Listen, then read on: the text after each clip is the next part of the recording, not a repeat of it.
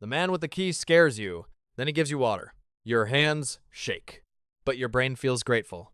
That is the doorway into Stockholm Syndrome. Not love, not loyalty. A survival system making a dangerous bargain. The strange part is not that a trapped person can feel something toward a captor. The strange part is how fast the brain can turn terror into a map. One moment, the person is danger. The next moment, the same person is the only source of food, water, silence, permission, and life. So the brain starts watching. Not casually, not from a distance. It watches like weather. Is he angry? Is he bored? Is he tired? Is the door opening? Is the voice softer today? In a normal room, those details are small. In a locked room, they become the whole universe. And that is where the story begins. In August of 1973, a man walked into a bank in Stockholm, Sweden. The bank was in Norrmalmstorg, a busy square in the middle of the city. Within minutes, the ordinary world outside turned into a stage. A robbery. A standoff. 4 hostages. A vault. Police outside. Danger inside. The robber was Jan Erik Olsson. He demanded money, a car, and the release of another prisoner, Clark Olofsson. The police brought Olofsson to the bank. Then the situation stretched for days. The hostages were trapped inside the vault. They could hear the police. They could hear their captors. They could feel the walls shrink around them. And then something happened that made the public uncomfortable. When the crisis ended, some hostages seemed angry at the police. Some seemed protective of the men who had held them. One hostage later became linked forever to the story, even though she pushed back against the simple label people placed on her. The public wanted a clean explanation. The newspapers wanted a phrase. The phrase arrived. Stockholm Syndrome. It sounded neat. Almost too neat. And once a phrase is neat, it travels. It leaves the original room. It leaves the bank. It starts appearing in newspapers, courtrooms, movies, crime shows, and arguments at dinner tables. Suddenly, the phrase can explain almost anything. Why did she defend him? Stockholm Syndrome. Why did he go back? Stockholm Syndrome. Why did the victim sound protective? Stockholm Syndrome. The words become a shortcut. And shortcuts are useful until they erase the road. In the 1970s, the phrase became even more famous after the kidnapping of Patty Hearst in the United States. That case was different. The facts were different. The pressure was different. But the public saw another story where fear, loyalty, violence, and identity seemed to twist together. So the phrase grew larger. It became a pop culture explanation for one of the hardest questions people ask after coercion. Why did the victim not act the way I expected? That question is dangerous, because hidden inside it is another sentence. I know how I would have acted, but you probably do not. Nobody really knows what their nervous system will do in a locked room until the door is locked. A hostage bonds with a captor. A victim defends an abuser. A trapped person protects the person who trapped them. But the real story is messier, and the mess is the point. Because Stockholm Syndrome is not a tidy medical box. It is not a clean switch inside the head. It is not a romantic spell. It is a name people use for a pattern that can appear under extreme dependency. And even that pattern is debated. Researchers have pointed out that the evidence is thin. It is not a formal diagnosis in the DSM. Some clinicians describe it as a coping response. Some researchers argue the better word is appeasement. Appeasement sounds less dramatic, but it may be closer to what the body is doing. When escape is gone, the brain does not begin with philosophy. It begins with survival. It does not ask, is this person good? It asks, what keeps me alive for the next 10 seconds? That question changes everything. If fighting makes the captor angrier, fighting may not feel like bravery. It may feel like danger. If silence lowers the threat, silence may feel intelligent. If smiling lowers the threat, smiling may feel necessary.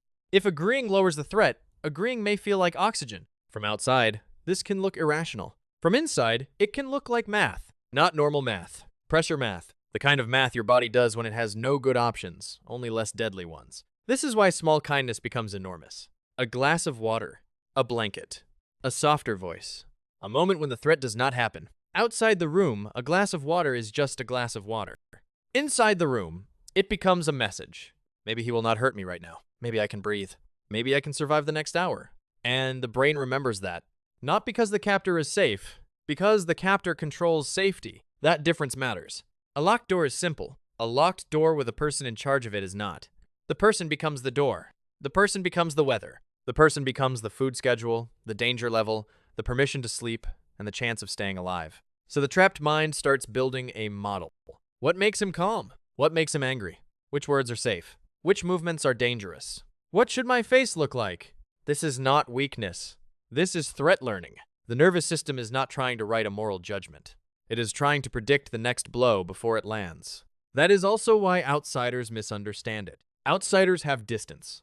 Distance makes the story look obvious. Why did they not hate him? Why did they not run? Why did they defend him? Why did they speak gently about him? But distance removes the main ingredient, dependence. When your life depends on the person hurting you, your feelings can become tangled with your strategy. The body may reward whatever seems to reduce danger, even if that thing is pleasing the dangerous person. This is the part people do not like. Survival does not always look heroic. Sometimes it looks polite. Sometimes it looks grateful. Sometimes it looks loyal. Sometimes it looks like betrayal from the outside. But inside the trapped body, it may be a way to stay alive. This is why the phrase Stockholm Syndrome can be useful and dangerous at the same time. Useful, because it points at a strange human response. Dangerous, because it can make the victim sound foolish, as if they simply fell in love with danger, as if fear made them stupid, as if a person under pressure owes the outside world a clean reaction. They do not. Extreme threat does not create clean reactions. It creates adaptations. And adaptations are built for survival, not for looking reasonable later. There is another twist. The original Stockholm case became famous partly because it felt backward. The hostages were expected to fear the robbers and trust the police. Instead, the story looked more complicated. But the complication may not have meant the hostages were confused about danger. It may have meant they were responding to the danger closest to them. Police outside can feel like rescue. Police outside can also feel like escalation. If every police move makes the captor more desperate, then rescue can start to feel like another threat. That does not make the captor good. It means the hostage is trapped between two forces they cannot control. This is why the clean public version breaks down. The public sees sides. Good side, bad side, victim side, rescuer side. The trapped body feels pressure, noise, risk, timing, the face of the person standing closest. And under pressure, closeness becomes powerful. Not morally powerful, physically powerful. The person closest to you controls the next second. That is why this pattern can appear outside hostage situations too. Not in the exact same way, not with the same severity, but with a similar shape. A cruel boss humiliates you for months. Then one day he praises you. The compliment feels enormous. A controlling partner scares you, then apologizes with flowers. The flowers feel like proof. A bully stops shouting for one day. The silence feels like peace. In a healthy world, kindness is normal. In a dangerous world, kindness becomes evidence. Evidence that maybe today will be different. Evidence that maybe the person can change. Evidence that maybe you have found the rule that keeps you safe. That is the trap. The brain starts treating relief as love. It starts treating a pause in harm as care. It starts treating unpredictability as depth. And the cycle gets harder to see from the inside. Because the bad moments are terrifying, but the good moments feel like rescue. The same person creates the pain and removes the pain. That is a powerful machine. It can make the brain chase the next soft moment, the next apology, the next compliment, the next day when nothing explodes. And because humans are meaning-making creatures, the mind starts explaining the pattern. Maybe he is not that bad. Maybe I understand him. Maybe everyone else is judging him unfairly. Maybe I am the only one who sees the good part. That thought can feel intimate, but it may also be a cage. This does not mean every complicated attachment is Stockholm Syndrome. That would be too easy. People defend others for many reasons. Love, fear, money, family, shame, culture, hope, no safe exit. Human attachment is not a cartoon. But the Stockholm idea becomes powerful when three things appear together. First, danger. Second, dependence. Third, small mercy from the same person who controls the danger. That combination can scramble the emotional map. Because the brain is not built only to know truth. It is built to keep the body alive long enough to reach tomorrow. Sometimes truth can wait. Breathing cannot. This is why trauma responses can look strange. Some people fight. Some flee. Some freeze. Some collapse. Some please. That last one is easy to mock. But appeasing danger is ancient. Animals do it. Children do it. Adults do it.